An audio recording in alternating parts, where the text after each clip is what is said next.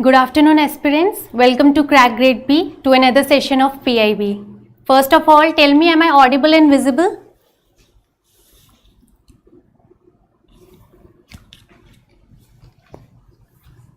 Am I audible and visible?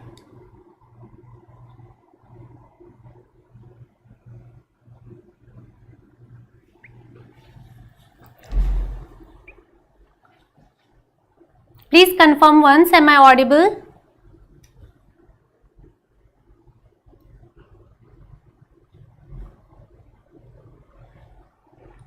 Okay, let's start. So in the last class we have covered from 11th to 15th October. Okay, so for PIB from 1st to 10th October I have given you PDF that is of one liner. One aspirant was asking about the PDF of 1 to 10th and live session. So PDF is already available, and about live session the PDF is about for phase 1 only. Any news that is important for phase 2 from 1st to 10th of October I have covered here. Okay, there are not too many news from 1 to 10th of October. Okay, so let's start with the today's session. So we have covered till Mission Indradhanush. So next will be the 12th city gas distribution CGD bidding round. Okay, so it was held in Delhi and this offered license to 7 geographical areas. Okay, spread over 5 states and 2 UTs. The areas on offer covered 92 districts. Districts are majorly in Arunachal Pradesh, Meghalaya, Manipur, Nagaland, Sikkim, Jammu and Kashmir and Ladakh. So at present there is about 23,500 km long gas pipeline which is under operation, and the efforts are under to complete the vision of one nation one gas grid. So this is important. What is it? So one nation one gas grid is an vision of the Indian economy, that is to supply the whole country natural gas via one source. Okay, so there will be optimal utilization of natural resources and there will be availability of gas all over the country via one source. This is the vision of this one nation one grid program, one gas grid program, that is to be achieved by 2030. Target is important. Okay, and India's current share of gas in the energy mix is 5.78%, which is stated to increase to 15% by 2030. Again target. See, these points are important for phase 2 because they will help you in descriptive answer writing. Okay, any target which is important, you have to be aware about what is going on in the economy, what is the target of Indian government. That's why I put these news in the PDF. Okay, not every news is for asking question only. Some news are there for you to help you in your descriptive exams, for points which are relevant to write in your descriptive phase. Okay, so next is Shri Nitin Gadkari approved 7 bridge projects worth 118.5 crore in Arunachal Pradesh. So again, what is the scheme is about? This is important. So Setu Bandhan scheme is a scheme in which there is the plan of the government to avail the connectivity through rail under bridges on state roads, rail over bridges. The purpose is to enhance interconnectivity, and it will utilize funds from Central Road and Infrastructure Fund. Okay, nothing more is important in this. These are some bridges, like on which river? That is on Pacha river at Lachang, from Gaon to Donigaon village. 3 bridges on NH 313. Just read it once, no need to mug up. This data is not that important. Double lane steel composite, RCC bridge at Picte Point, Nagpok river, bridge on river Panur, and reinforced cement. This RCC means reinforced cement concrete, means it is made up of concrete, cement concrete. Okay, this is important. Retail inflation eases to 5% in September 2023. Okay, so NSO, Ministry of Statistics and Program Implementation, base year is 2012. So for base year we take 100. So there is inflation. See, in this news you have to see in which particular industry inflation is going up and inflation is going down. Okay, don't need to remember the exact exact percentage of inflation. Overall percentage you have to remember that is 5% CPI is there, and inflation in vegetable crashed from 26% to just 3.4% in September. Why this is happening? Due to uneven rainfall. Uneven rainfall is the main reason. Okay. But inflation in cereals sticky at 11%. Cereals inflation is sticky at 11%. The pace of price rise in pulses from 13% to 16%. Price of pulses goes to 16%, 0.4. Okay. India's retail inflation eased from 6.83 in August to 5%, breaking a 2-month breakover tolerance. So, with food price rise to 6.6%, almost 10% in the previous month. And rural inflation. Rural inflation is very important. Rural inflation is 5.33% in September. Okay, urban consumer moderated, that is 4.65% last month from 6.6% in August. Okay, milk inflation eased slightly from 7.7 to 6.9%, but some other key protein sources such as eggs, meat, fish clocked higher inflation last month. So you have to remember in which areas there is increase in inflation percentage and in which there is decrease in inflation. Okay. Price rise in spices remained almost unchanged. Spices price remained unchanged while fruits inflation jumped from 4% to 7.3%. Sugar inflation accelerated to 4.5%. Sugar inflation is important. Vegetables, cereals percentage, at least you should remember that they are at which percentage. Okay. An index of industrial production also rises to 10.3%. Okay. This is the 12th of this industrial production estimate comes on 12th of every month with a 6 weeks lag. Okay. And for the month of August, the estimate is with the base 2011-12 stands at 145.1. So basically three industries, that is mining, manufacturing and power sector, has performed outstanding. That's why there is increase in number for the month of August. Okay, that is mining stands at 111 approximately, manufacturing at 143 and power electricity at 220. Main reason is outstanding performance of these three industries. Now India's industrial production rose to 10.3% on an annual basis and mining rose by 12.3%. Power output jumped 15.3% and manufacturing increased by 9.3%. Okay. Now this is important. This is Global Hunger Index. Which edition is this of Global Hunger Index? Can you tell me? I have not mentioned in the PDF. Can you tell me which edition?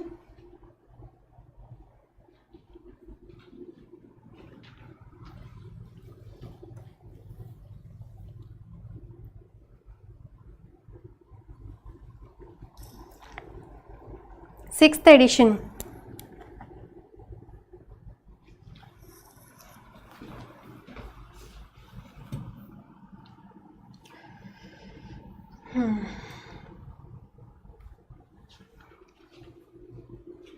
Who is saying 6th edition? Satya. Satya, this is the 18th edition, if I am not wrong, right? This is the 18th edition and the measurement has taken from 7 crore children. That is about 1/3 of the Global Hunger Index that is used, and this is published by Concern Worldwide and Wealth Hunger. This is the organization that published this report. So basically in the report, the basics of the report is that 0 is considered as good score and 100 is considered as worst score. Okay, so any country which is near to 100 in score is very severe in condition, related to hunger. Okay, so in Global Hunger Index 2023, India ranked 111th out of 125 countries. So how many countries are there? 125. You should know in which index how many countries are there. Okay, India's rank is 111. Okay, so India's rank, this data is important. First of all, India's rank is below its neighboring countries, that is even below Pakistan. And second, why it is important? Because our government is debating on the data that malicious method is used to determine the percentage of child wasting, stunting and child growth and birth rate. So government is in debate with the organization that this is not the correct data, as the method is wrong. So these two things makes it important. Okay, so Pakistan is at 102nd, Bangladesh is also above India, and even Nepal and Sri Lanka score better than India. Okay, that's why this data is important. Next is, what are the indicators? There are 4 indicators, that is undernourishment, child stunting, child wasting and child mortality. Okay, now undernourishment means not taking sufficient calories in their food, and that's why the malnourished children are there. Second is child stunting. Child stunting is related to the share of children under the age of 5 who have low height for their weight, and child wasting who have low weight for their height. And the fourth indicator is child mortality, that a child dies before the age of 5 years is considered as child mortality because of fatal mix of inadequate nutrition and unhealthy environment. So these are the indicators. Now Global Hunger Index coincides with the Sustainable Development Goal 2.1, 2.2 and 3.2. What are these? Focusing, ensure access to safe, nutritious, sufficient food. Second is aiming to end all forms of malnutrition. And third is reducing preventable child deaths. So deaths which are preventable because of not giving good care after the birth of child was healthy but after care is not good, that's why the child dies. So preventable child deaths. Now what is the analysis of India? This is important. What is the score of India in 2023? This is 28.7, categorized as serious on the GHI severity of hunger scale. So this shows a slight improvement from 2015. In 2015, the score of India is 29.2. See, India is considerably improving in Global Hunger Index report, but it is still under the severe category of hunger if we consider its score. So in 2000 it was 38 and 35 in 2008. So again improvement is there. According to National Family Health Survey, the child stunting is prevalent at 35.5. Okay, as per NFHS. Okay, and the prevalence of undernourishment in India is 16.6. This is as per State of Food Security and Nutrition in the World Report. And India's child wasting rate is concerning at 18.7%. Okay, the highest among all countries in the report. See, this is very important point because it is India's highest percentage if we consider all other countries. And under 5 mortality rate stands at 3.1%. So India is basically debating on the thing that the data which is there with the India, that is of National Family Health Survey and other reports data, that is not matching with the what score is given under the Global Hunger Index in the report to Indian economy. So government is saying that the method used to determine the data is not good. So under 5 mortality rate stands at 3.5 as per United Nations Interagency Group Survey. Okay, and according to GHI, Belarus, Bosnia, this is important. These are the top 4 countries, that is Belarus, Bosnia, and Herzegovina, Chile, China is among the top ranked, that is low level of hunger, and bottom countries are African Republic, Madagascar and Yemen. Okay. The score of the world in hunger is 18.3, which is considered as moderate only. See, you should know that which category of score is considered as severe, above which it is moderate and above which it is considered low level of hunger. Okay. Since 2017, 735 million people, the prevalence of undernourishment risen from 572 to 735 approximately since 2017, and they attribute the stagnation to various crises. See, there is a low score because of various reasons, that is climate change, conflict, economic shocks, that is recession of the economy, COVID-19 pandemic and Russia-Ukraine war. These were the major reasons of the low score of the economies. And criticism of methodology. This is done by India. That Ministry of Women and Child Development has raised a concern about the report's methodology, suggesting serious methodological issues and malified intent. So this statement by the ministry makes this report very important, because the data of India, national data of India and data of Global Hunger Index report is not matching. So as per our data, the government's portion tracker consistently, child wasting is below 7.2%, which contradicts with the GHI report, that is 18.7%. So India is basically saying that the method is not good, method is not correct, that is used to determine the parameters. The percentage of child wasting in portion tracker is below 7.2% month on month as compared to 18, that is used in Global Hunger Index. Everything is clear till now in Global Hunger Index? No, Satya, rank is in 125 countries only, not 121.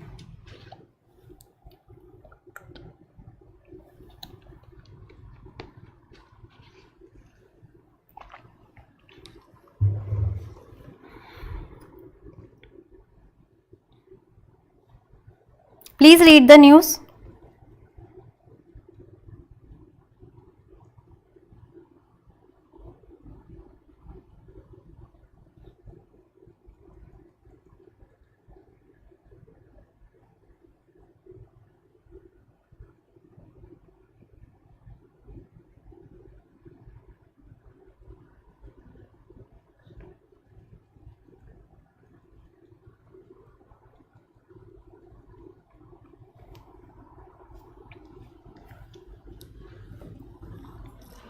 Global Hunger Index total countries are 125 only, not 121. Okay. Any other doubt? Whatever is your doubt related to the class, please ask in the live session. Okay. Come and attend the live session and then ask your doubts. Yes, Ankit, you can mention this report wherever there is need or you think that is the perfect answer. You can use this data. Okay.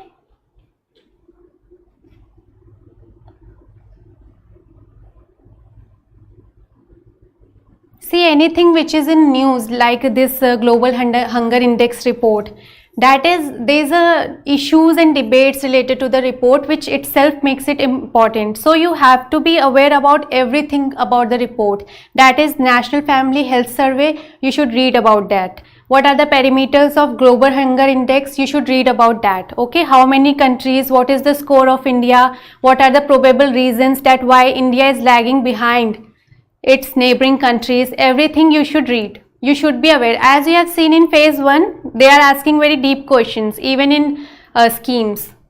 You agree? So you should be aware about everything.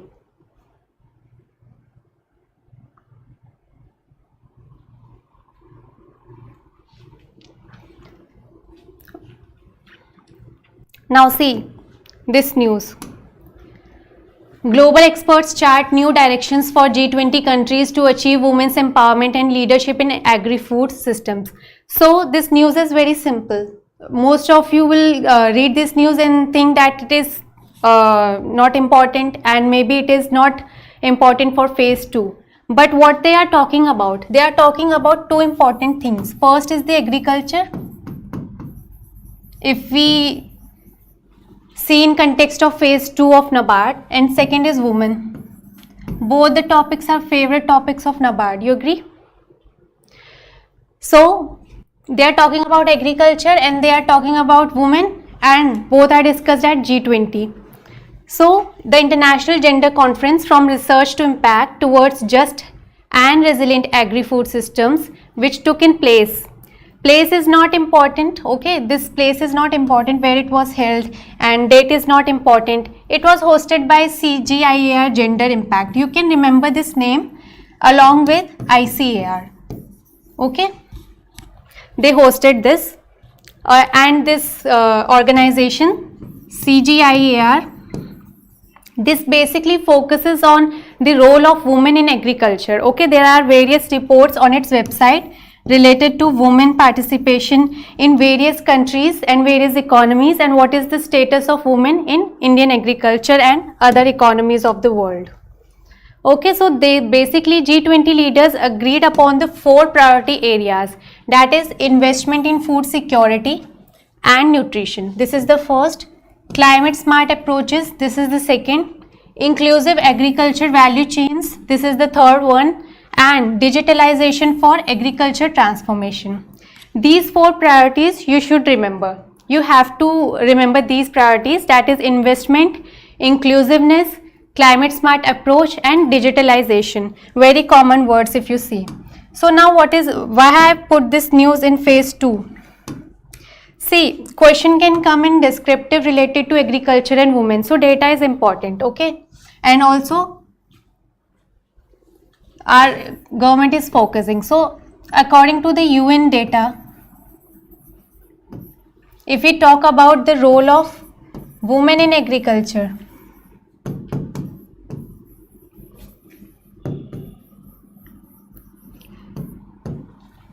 see, our President Srimati Draupadi Murmu said in the speech that the role of women in agriculture is neglected. Why? Because they are being stopped and denied by the knowledge and the ownership of the land, and they are casual workers or the farmers, and they are denied of the ownership.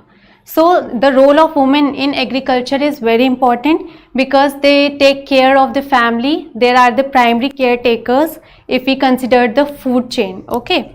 So Srimati Draupadi Murmu focuses on the role of women, saying that their contribution should be acknowledged, okay. Now what is the status globally? According to the UN data, the participation of women in agriculture is 40%. This is participation of women, okay, worldwide, which ranges from 20% in Latin America and 50% in Africa and Asia. Even with this much participation, less than 15% women globally have ownership of land. Have ownership of land. Less than 15%, okay. Less than 15% they are having ownership of land, okay. So why? Because women works more as a labor intensive job, like they sow, they harvest, they work as a unpaid laborers with their families, but still they are denied of the ownership rights. That's why it is very important to consider the role of women, in agriculture, okay. A descriptive question can come on this agriculture and role of women, okay. This is important. Coal sector brings 2734 hectares of land under green cover in financial year 23-24. So approximately 50 lakh saplings covering 2370 hectares of land. It also contributing towards nationally determined contributions commitment to create an additional carbon sink of 2.5 to 3 billion. So what is the target? That is increased forest cover by 2030. This is by the coal sector. Okay, so coal sector is targeting to create an additional carbon sink of 2.5 to 3 billion tons and increase the forest cover and tree cover by 2030. A substantial 128 crore fund is dedicated for this particular purpose by coal sector. Okay. Next is India's overall exports in September 2023 eliminated at USD 63.84 billion.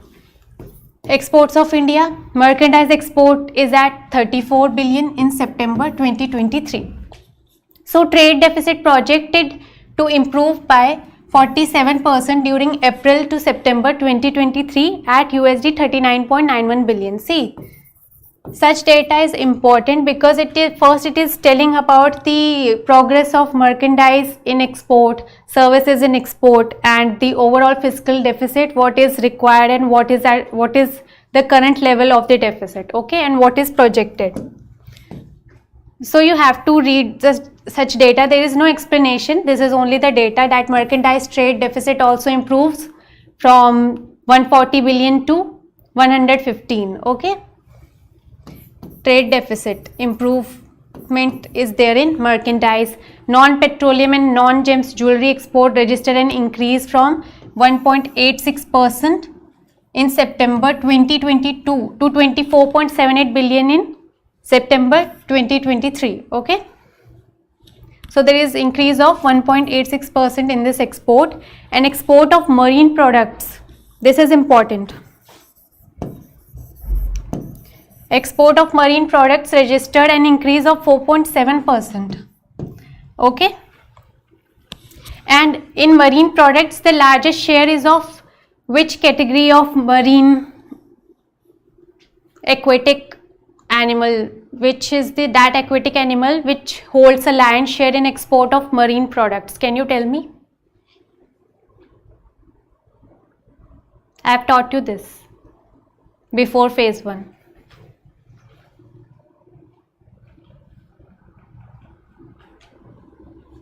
Which category is holding lion's share in export of marine products?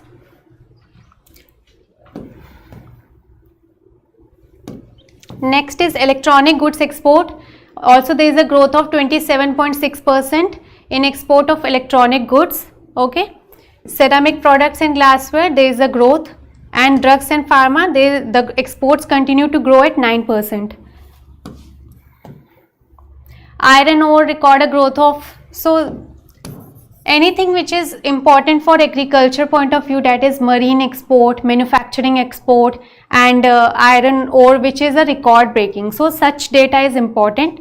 So iron ore is important, marine is important, agriculture is important, manufacturing is important, and any record breaking news or a decline in export that is indicated in the report, that is important. So iron ore export recorded a growth of 128% during April to September 2023 at USD 1.5 billion. Okay. And agriculture exports continue to grow. Agriculture exports is not decreasing. Now quality consciousness in the people will give a new direction to the country. Shri Piyush Goyal on the eve of World Standards Day. See, BIS is continuously in news. One question came on BIS in phase 1 also. So why? Because BIS is aligning with the targets of the government, whether related to standards, whether related to gram panchayats, whether related to green hydrogen mission. So BIS is continuously in news. So it is very important that what are the intentions and vision and mission of BIS in relation to the Indian economy's target. Okay. Why it is signing MOUs, what are the goals of BIS. So there is a shared vision for a better world, standard for sustainable development goals.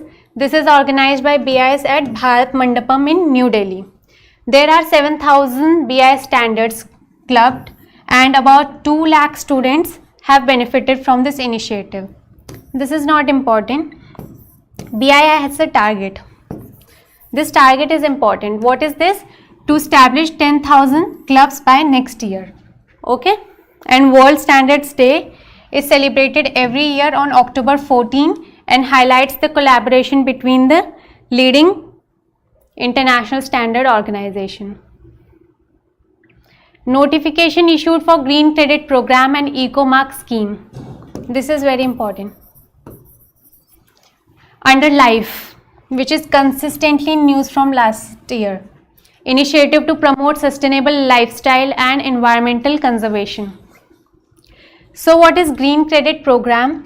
So Green Credit Program is basically a program in which the incentives are given to those organizations and companies which are doing activities which are environment friendly. Okay, so incentives were given to those organizations, and there is a difference between carbon credit and green credit. Why? Because in carbon credit, the credit can be traded on a platform, but in green credit program, the incentive is given basically. Okay, incentive is given for activities which are environment friendly.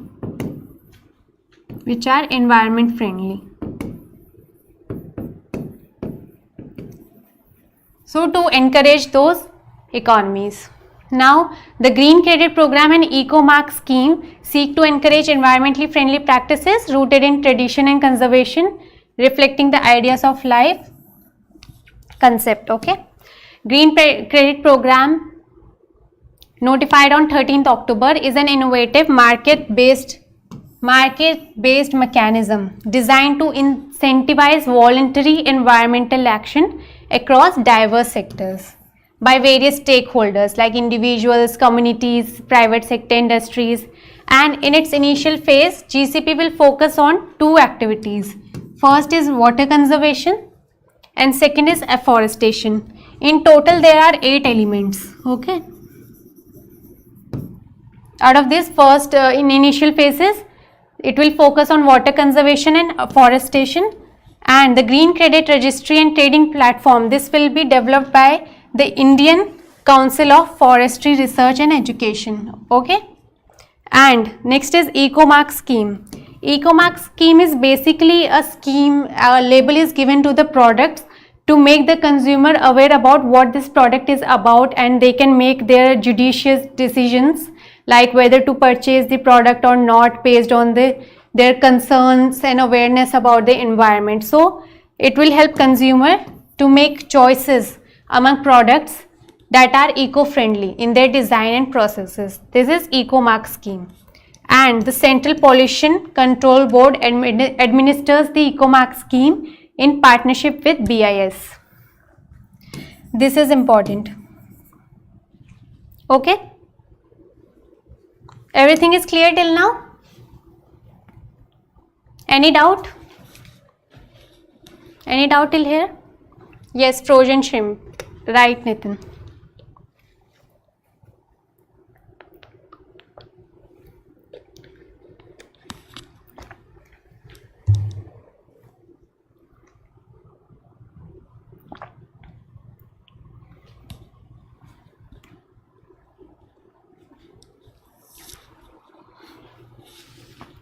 Okay. So, moving on to the next news. Review of free on-board value for issue of registration cum allocation certificate for basmati rice by APERA. So, this news is basically not important for phase 1 directly and not for phase 2. What is important, that I will tell you in few seconds. See, such news are important indirectly. Why?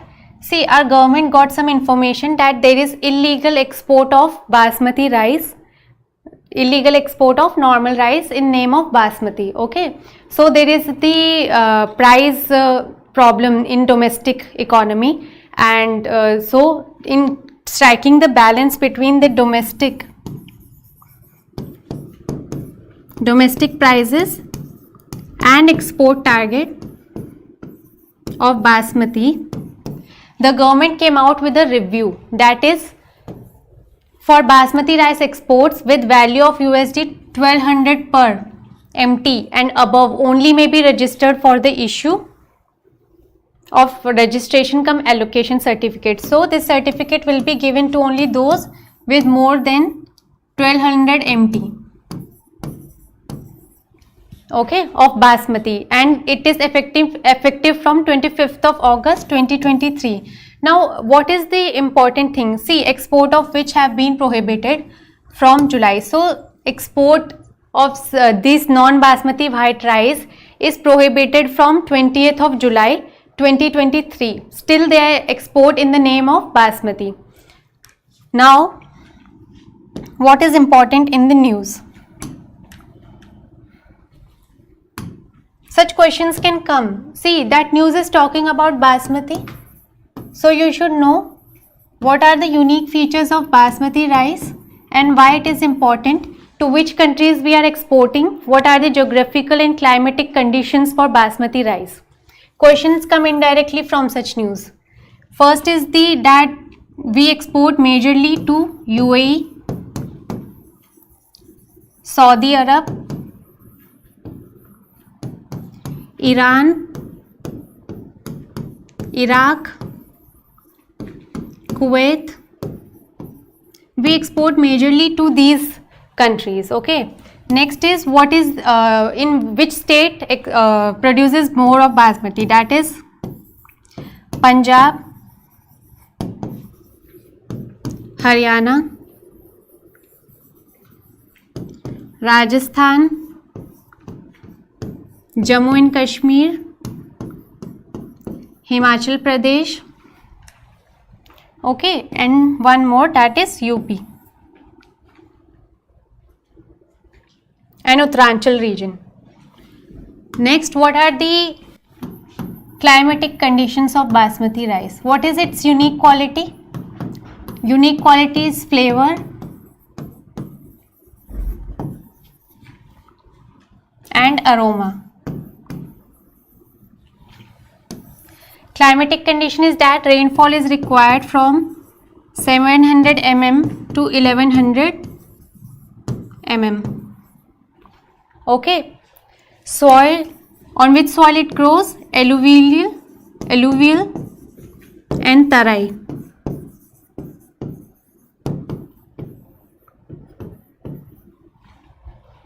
Okay.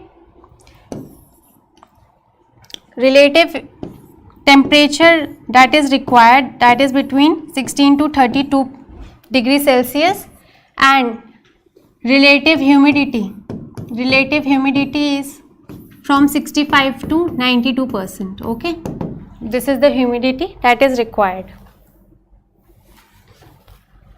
So question comes like that from such news, okay. Next, Union Power and New and Renewable Energy Minister launches dashboard for data on adoption and forecast of electric vehicles. So this is the dashboard that was launched in New Delhi and developed by policy and industry experts at think tank OMI Foundation. This is based in New Delhi. So what this dashboard is about? This dashboard focuses on real-time information of electric vehicles, like where the charging station is available, where you can go to charge your electric vehicle, and all the data is concentrated on this dashboard. That is the adoption forecast, associated battery demands, density and all, okay. Now EV Ready India dashboard has forecast 45.5% compounded annual growth, okay, in calendar year 2022 and calendar year 2030. So there is an increase of sales because there is increased demand, increased annual growth, so there is increased sales. Number of sales is not important, and basically they are projecting higher sales in 2030. And Maharashtra, this is important, Maharashtra and Delhi are operating with the highest number of charging station in India, okay. Tamil Nadu emerges as the E2 vehicle manufacturing hub, E2W electronic two-wheeler hub of the country, Telangana in three-wheeler manufacturing, Maharashtra in E4 wheeler manufacturing. Gujarat is leading in manufacturing of battery and Karnataka in research and development. Chandigarh reports the lowest public charging supply tariff at INR 3.6 per kilowatt hour and 73% lower compared to the national average of 13. So you should remember this data. Which state is manufacturing more batteries? Which state is leading in research and development? That is Karnataka. Chandigarh is providing the lowest cost of charging supply. Okay. And Delhi and Maharashtra has highest number of charging stations. The dashboards also reports that India has avoided an estimate of 5.18 million tons of CO2 emissions in 2023 so far. You can use such statement in your descriptive answer writing. Okay. President of India launches the 4th Krishi Roadmap of Bihar. So, this is the 4th map road of Krishi Road, which is related to the state of Bihar, and the implementing and government of Bihar has implemented this scheme since 2008. What is the result? That there is an increased productivity of paddy, wheat and maize in the state. Okay.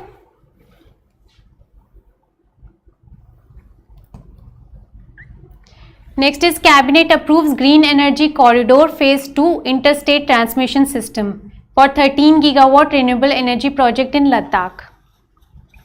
So as I have told you earlier also, renewable energy, green hydrogen mission, anything related to that is very important. Okay, you should be aware of that, what progress is going on. So this project is targeted to set up by financial year 29-30. Okay, with a total estimate of 20,000 crore, 20,700 crore approximately, and central financial assistance is at 40%. Power Grid is the implementing agency. This point is important, and the transmission line for evacuating this power will pass through Himachal Pradesh and Punjab up to Kaithal in Haryana. Next is project will contribute to the target. These are the target which was repeatedly in news in PIB. The project will contribute achieving the target of 500 gigawatt of installed capacity by 2030. And 20 gigawatt of renewable energy is expected to be completed by 2026. You have to remember these data, okay?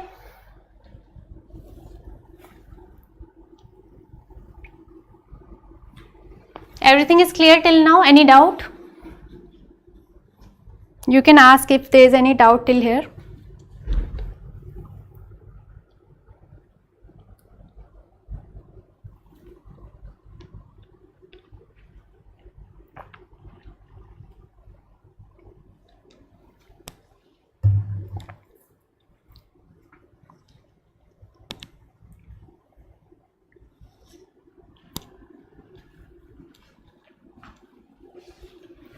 Okay, no doubt.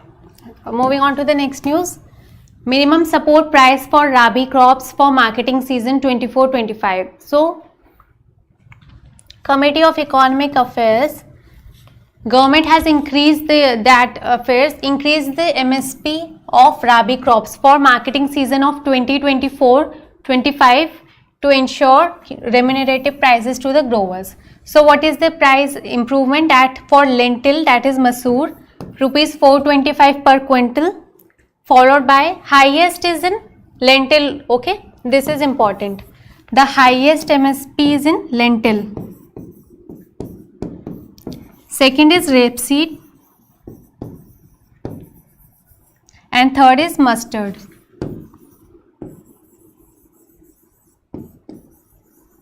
Okay, that is 200 for rapeseed and mustard. For wheat and safflower, there is an increase of 150 per quintal. Okay, increase of 150.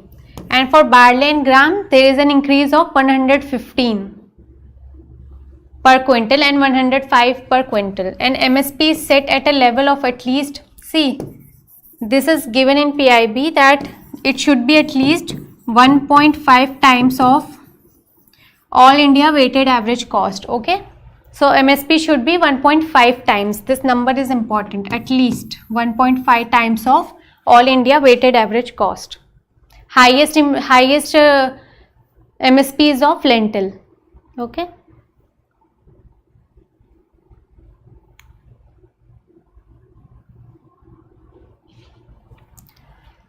So that's all for today. We'll cover the rest news tomorrow. Okay.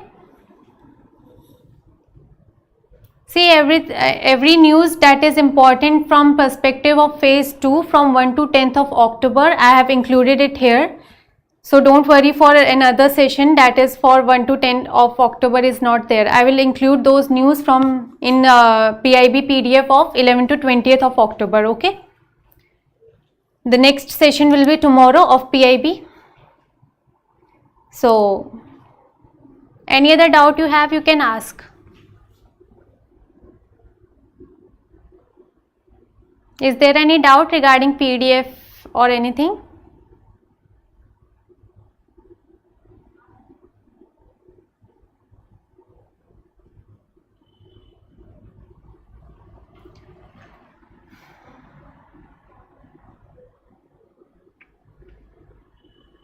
See, every news that I am covering here is I have searched in detail. I do research and then give such news to you. Okay. So just don't think that this news is not important, that news is not important.